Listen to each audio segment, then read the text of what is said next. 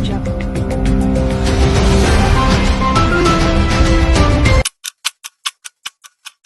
Publik dikagetkan dengan laporan kebocoran data 1,3 juta pengguna aplikasi terkait dugaan kebocoran data pribadi yang berasal dari data BPJS Kesehatan.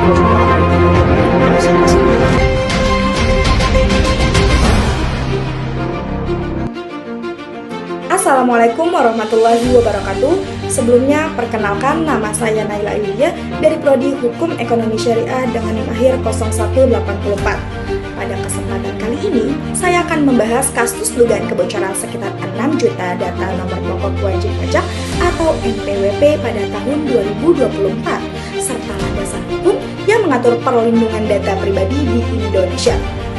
Kasus ini mulai menjadi perhatian publik pada akhir September 2024 setelah muncul informasi bahwa jutaan data wajib pajak Indonesia diduga diperjualbelikan di forum dark web.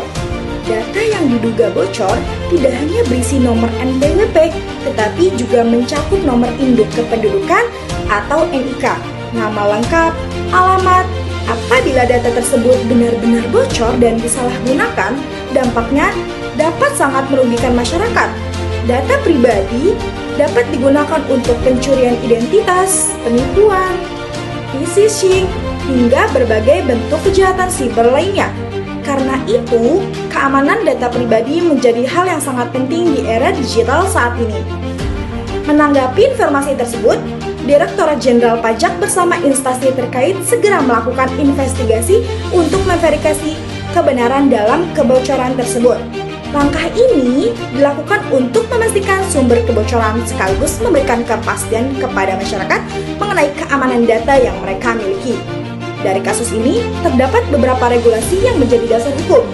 Pertama, Undang-Undang Nomor 27 Tahun 2022 tentang Perlindungan Data Pribadi atau UU PDP. Undang-undang ini merupakan dasar utama perlindungan data pribadi di Indonesia. UU PDP mengatur bahwa setiap orang berhak memperoleh perlindungan atas data pribadinya. Sedangkan mengendali data memiliki kewajiban menjaga keamanan, kerahasiaan, dan mencegah penyalahgunaan data. Apabila terjadi kegagalan dalam melindungi data pribadi, mengendali data wajib memberikan pemberitahuan kepada pihak yang terdampak sesuai ketentuan yang berlaku. Selain itu, pelanggaran terhadap perlindungan data dapat dikenai sanksi administratif maupun pidana. Kedua, Undang-Undang Nomor 1 Tahun 2024 tentang perubahan kedua atas Undang-Undang Informasi dan Transaksi Elektronik atau UU ITE. Undang-undang ini mengatur berbagai tindak pidana di ruang digital seperti akses tanpa hak ke sistem elektronik, pencurian data, penyalahgunaan informasi elektronik, dan peretasan sistem. Jika kebocoran data tersebut akibat tindakan tersebut, pelakunya dapat diproses sesuai ketentuan pidana dalam UU ITE. Ketiga, Peraturan Pemerintah Nomor 71 Tahun 2019 tentang penyelenggaraan sistem dan transaksi elektronik. Peraturan ini mewajibkan setiap penyelenggara sistem elektronik untuk menerapkan sistem keamanan yang andal, menjaga kerahasiaan dan keutuhan data, serta melakukan upaya pencegahan terhadap kebocoran data.